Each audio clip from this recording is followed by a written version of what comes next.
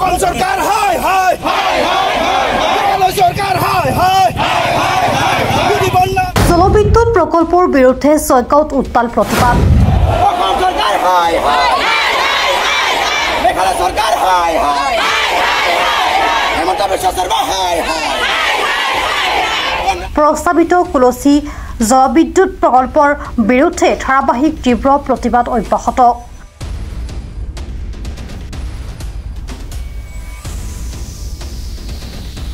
17 নং ৰাষ্ট্ৰীয় ঘাইপথ স্তব্ধ, প্ৰায় 5000 লোক ওলাই আহিল ৰাজপথলৈ।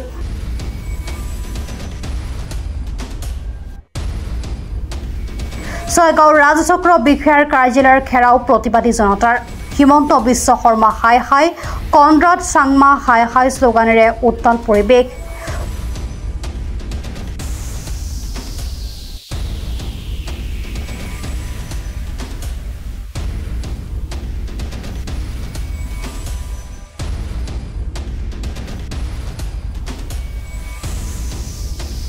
কোনো কাৰণতে জলবিদ্যুৎ প্ৰকল্প হ'ব নিদিয়াৰ হুংকাৰ, জীৱন দি হ'লেও প্ৰকল্প হ'ব নিদিয়াৰ হুংকাৰ অঞ্চলটোৰ হাজাৰ হাজাৰ লোকৰ।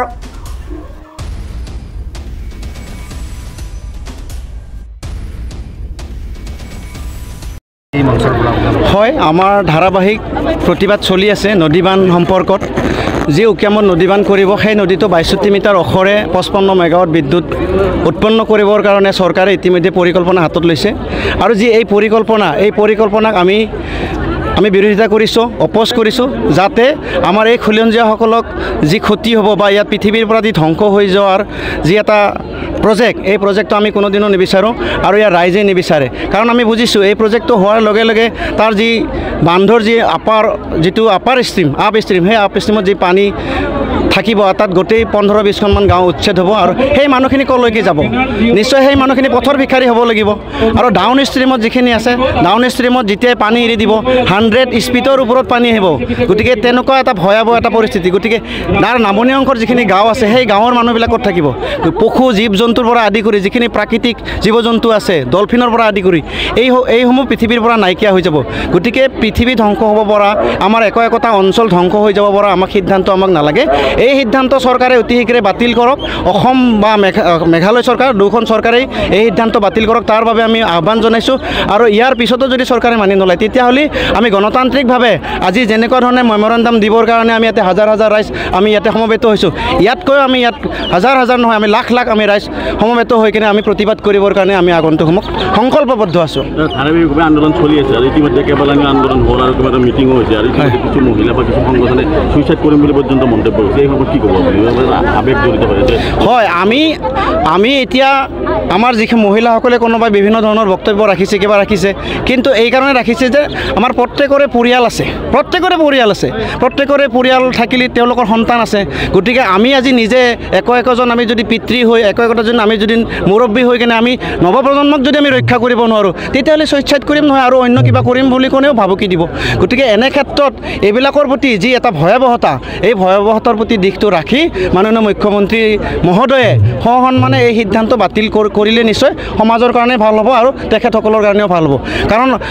এই নৰ্থ ইষ্টত আমি দেখিছোঁ বিভিন্ন নদী বান হৈছে। আজি ৰঙা নদী বান হৈছে, সোৱণশিৰি জলবিদ্যুৎ প্ৰকল্পৰ যি আমি নিউজত পাবলৈ আমি সক্ষম হৈছোঁ যে তাত পানী এৰি দিয়াৰ লগে লগে সেই নামনি অঞ্চলৰ যিখিনি গাঁও আছে উটুৱাই লৈ গৈছে, মানুহৰ হাহাকাৰ অৱস্থা হৈছে, মথাৰিত বাস কৰি আছে। গতিকে আমাৰ ইয়াত যে তেনেকুৱা অৱস্থা নহ'ব তাৰ কোনো ধৰণৰ মানেই নাই। গতিকে আমি সেইকাৰণে কৈছোঁ যে আমি ৰাইজে সমবেত হৈছোঁ, ৰাইজৰ প্ৰতি সন্মান জনাই, গণতান্ত্ৰিক দেশত গণতন্ত্ৰৰ প্ৰতি সন্মান জনাই গতিকে এই সিদ্ধান্ত বাতিল কৰিব লাগে। চৰকাৰখন খিলঞ্জীয়া বিৰোধী যেনে অনুভৱ হৈছে, কাৰণ দেখা গৈছে দক্ষিণ পূবৰ বিভিন্ন সমস্যা ক্ষেত্ৰত চৰকাৰখনে বিৰোধ মন্তব্য অৱস্থানত আছে। কাৰণ এফালে বৰদুৱাৰ, এফালে কপিলী আৰু আনফালে দৰাবিল, এই গোটেইকেইটা ক্ষেত্ৰতে খিলঞ্জীয়া বা স্থানীয় লোকৰ ওপৰত বৰ্তমান চৰকাৰখনৰ প্ৰতিক্ৰিয়া অলপ বিবেচনাধীন। কি ক'ব এই ক্ষেত্ৰত? হয়, মই এই ক্ষেত্ৰত এইটোৱে ক'ম যে আমাৰ বৰ্তমানৰ যিখন চৰকাৰ আছে, বিজেপি নেতৃত্বাধীন চৰকাৰ, মাননীয় মুখ্যমন্ত্ৰী হিমন্ত বিশ্ব শৰ্মাৰ চৰকাৰ, গতিকে তেখেতে জাতি মাটি ভেটি খিলঞ্জীয়াৰ জাতি মাটি ভেটি ৰক্ষা কৰিম বুলি এই চৰকাৰখন গঠন কৰিছিল আৰু তাত সকলোৱে সহমত জনাই অসমৰ ৰাইজে সকলোৱে ভোটদান কৰি একক সংখ্যা গৰিষ্ঠতাৰে এই চৰকাৰখন আহাত সহায় সহযোগ কৰিছিল কিন্তু বৰ্তমান দেখিছোঁ আপুনি কোৱাৰ দৰে বৰদুৱাৰত প্ৰায় 1500 হেক্টৰ ভূমি তেওঁলোকে দখল কৰি কি কৰিছে টাউনশ্বিপ বনাব বিচাৰিছে আজি নদী বান্ধ দিব বিচাৰিছে গতিকে এই নদী বান্ধ দিলে কি হ'ব অকল আপুনি বিল ধৰাৰ কথা কৈছে এই অকল বিল ধৰাই নহয় ইয়াত থকা যিখিনি ৱেটলেণ্ড আছে চান্দুবি লেক আছে গতিকে চান্দুবি লেকৰ পানীখিনি শুকাই যাব আৰু বিল ধৰাত ইতিমধ্যে শুকাই গৈছে আৰু সৰু সৰু এই অঞ্চলত যিবিলাক ৱেটলেণ্ড আছে আমি বিল বুলি কওঁ গতিকে এই বিলবিলাক শুকাই যাব তো বিল শুকাই যোৱাৰ পিছত কি হ'ব ইয়াত থকা যিখিনি জৈৱ বৈচিত্ৰতা এইটো ধ্বংস হৈ যাব চান্দুবি বিলৰ যি জৈৱ বৈচিত্ৰতা ধ্বংস হৈ যাব তাতকৈ ডাঙৰ কথা চান্দুবি বিলত যি জেলিফিছ আছে সেই জেলিফিছ আমাৰ এই অঞ্চলৰ পৰা মানে চিৰদিনৰ কাৰণে নোহোৱা হৈ যাব চান্দুবি আপোনালোকে জানে আজি famous picnic spot tourist spot গতিকে অসমৰ এই যিটো এটা পৰ্যটনস্থলী এই পৰ্যটনস্থলী পৃথিৱীৰ পৰা নাইকিয়া হৈ যাব এই পৰ্যটনস্থলীত বিভিন্ন দেশৰ মানুহ আহে অসমৰ প্ৰান্তে প্ৰান্তৰ মানুহে সময়ত জানুৱাৰীৰ সময়ত আহে গতিকে এইবিলাক পৃথিৱীৰ পৰা এই যিবিলাক প্ৰাকৃতিক বিনন্দীয়া পৰিৱেশ যি সুন্দৰ এটা পৰিৱেশ এইটো পৃথিৱীৰ পৰা ধ্বংস হ'ব গতিকে এই ধ্বংস হোৱা কাৰ্য চৰকাৰে বন্ধ কৰিব লাগে এনেকুৱা ধৰণৰ সিদ্ধান্ত বাতিল কৰিব লাগে যেহেতু মাটি ভেটি হেৰুৱাৰ এটা আশংকা কৰা হৈছে আমি এইকাৰণে দলিবলৈ ওলাইছোঁ আমি যিহেতুকে মহিলাসকলে আমি ঘৰখন ধৰি ৰাখোঁ গতিকে সেইকাৰণে আমি ইয়াত থকা বিভিন্ন জাতি জনগোষ্ঠীৰ লগত আমি ঐক্যত্ৰিত হিচাপে আছোঁ যেতিয়া 18টা সংগঠনে জড়িত হৈ আছোঁ আমি হেমন্ত বিশ্ব শৰ্মালৈ আমি বেয়া পাইছোঁ এইটোৰ কাৰণে আমাৰ মাটিখিনি আগত দিয়ক আমাক শিক্ষুদল আগত দিয়ক তেতিয়াহে আমি সুৰক্ষিত হ'ম আমি যদি এইখিনি আমাক নিদিয়ে তেতিয়াহ'লে আমি জংগী আন্দোলন কৰাৰ কাৰণে প্ৰস্তুত আমি মহিলা সদায় সাজু হৈ আছোঁ ধাৰাবাহিক আন্দোলন কৰিবলগীয়া হৈছে হয় হয় আমি ধাৰাবাহিক আন্দোলন কৰিব লগা হৈছে আমি বিভিন্ন ক্ষেত্ৰত বিভিন্ন আন্দোলন কৰিছোঁ কিন্তু আমাক আজিও অসম চৰকাৰে এইখিনি ক্ষেত্ৰত সুবিধা দিয়া নাই আমি য'ত নেকি আমি শিক্ষুদল বিচাৰি আছোঁ সেইখিনি নেদেখ খালি নদী বান্ধ দিব বিচাৰি আছে হয় ইতিমধ্যে আমাৰ অসমৰ জনসাধাৰণে গমেই পাইছে যেহেতু আমাৰ ছয়গাঁও অঞ্চল এটা বৃহত্তৰ অঞ্চল এই অঞ্চলৰ জনসাধাৰণ আজি দলে বলে ওলাই আহিছে আৰু এই অঞ্চলৰ জনসাধাৰণে এই যি জলবিদ্যুৎ প্ৰকল্প আমাৰ মাজত যে অসম আৰু মেঘালয় চৰকাৰে যি সিদ্ধান্ত লৈ কলচি নদীত উকিয়ামত যি জলবিদ্যুৎ প্ৰকল্প স্থাপন কৰিব ওলাইছে গতিকে আমি সেই প্ৰকল্প বিচৰা নাই যেহেতু জনসাধাৰণে ৰাইজে যেহেতু ৰজা আৰু আমাৰ জনসাধাৰণে যেহেতু তেওঁলোকৰ লগত থাকি তেওঁলোকক সমৰ্থন জনাই এই অঞ্চলত যি তেওঁলোকৰ চৰকাৰক সমৰ্থন কৰি আহিছিলে গতিকে তেওঁলোকে জনসাধাৰণৰ ক্ষতি হোৱা কাম যেহেতু আমাক চাপি দিছে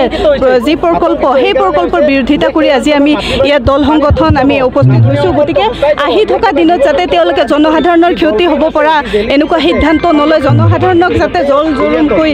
তেওঁলোকে সিদ্ধান্ত যি জলবিদ্যুৎ প্ৰকল্পৰ সিদ্ধান্ত সেই সিদ্ধান্ত যাতে জাপি নিদিয়ে তাৰ বাবে আহ্বান জনাইছোঁ গতিকে আমি প্ৰয়োজন সাপেক্ষে তেওঁলোকে যদি এই সিদ্ধান্ত বাতিল নকৰে আমি ইয়াতকৈ আৰু ডাঙৰ বৃহৎভাৱে আমি জংগী আন্দোলন কৰিবলৈ প্ৰস্তুত আছোঁ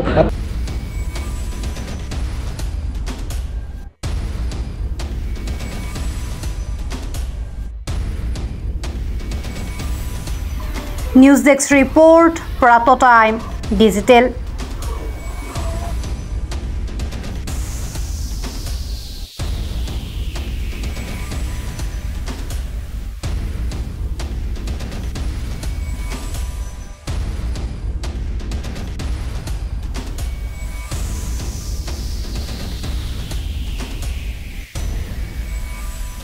অসমৰ সংবাদ জগতখনৰ বাবে এক সুখৰ খবৰ